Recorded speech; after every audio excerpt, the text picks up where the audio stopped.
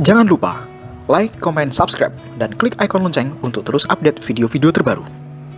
Assalamualaikum warahmatullahi wabarakatuh. Wahai sahabatku, semoga sahabatku dalam kondisi sehat walafiat di bawah lindungan dari Allah Subhanahu wa Ta'ala. Malam hari raya kita disunahkan untuk menghidupkan malam hari raya, baik hari raya Idul Fitri maupun hari raya Idul Adha. Di dalam hari raya Idul Fitri maupun Idul Adha, di antara sunnah yang baik untuk kita lakukan adalah bertakbir atau membaca takbir.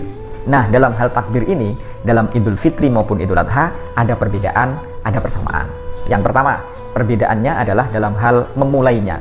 Bahwa takbir dalam Idul Fitri itu dimulai setelah tenggelamnya matahari pada puasa terakhir. Pada puasa terakhir, tenggelam matahari puasa terakhir, itu sudah disunnahkan untuk bertakbir.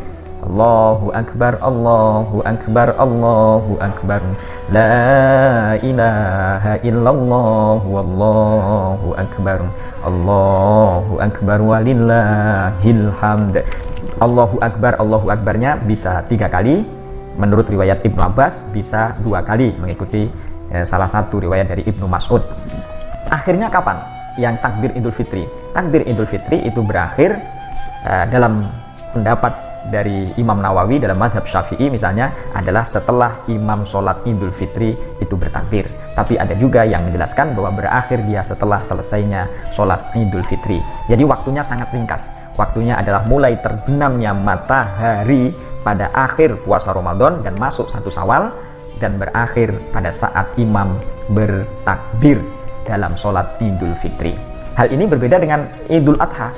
Takbir Idul Adha itu dimulai pada subuh 9 Dzulhijjah, yaitu pada hari Arafah, dan berakhir setelah sholat asar.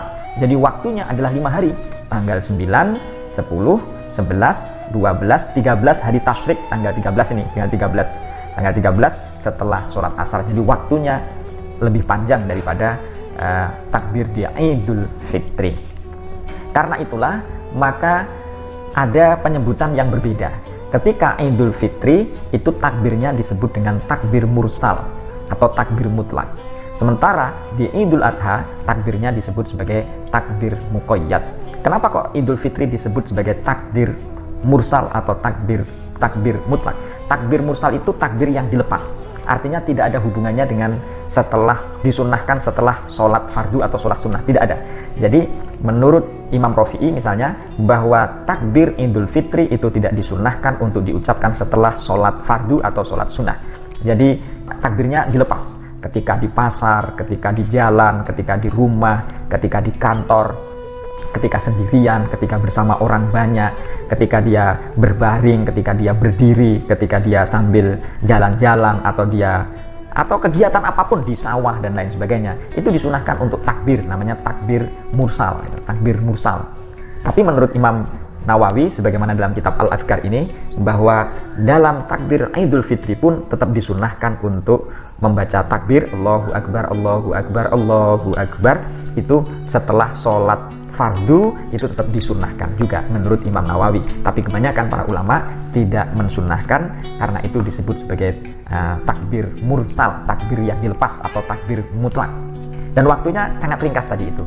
Hal ini berbeda dengan takbir Idul Adha.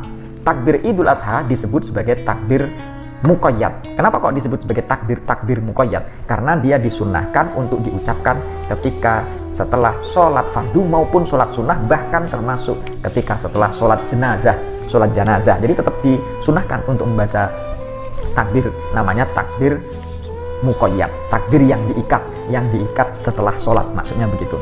Tetapi ada keunikan juga untuk takbir Idul Adha. Apa itu?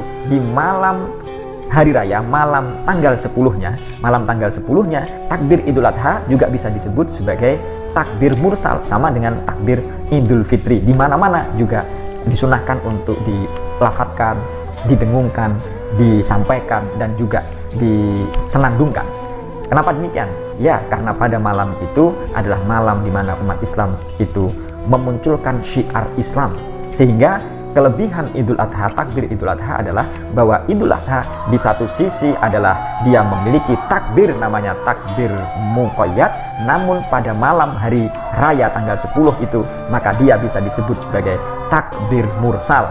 Kalau prosesnya dua, bisa disebut takbir mursal, bisa disebut takbir muqayyad. Mulainya tanggal 9 atau hari Arafah sampai hari tasyrik tanggal 13 yang setelah asar, tapi juga bisa disebut sebagai takbir mursal ketika di malam hari rayanya, malam 10 Zulhijjah. Wahai sahabatku, demikian yang dapat saya sampaikan, semoga bermanfaat. Assalamualaikum warahmatullahi wabarakatuh.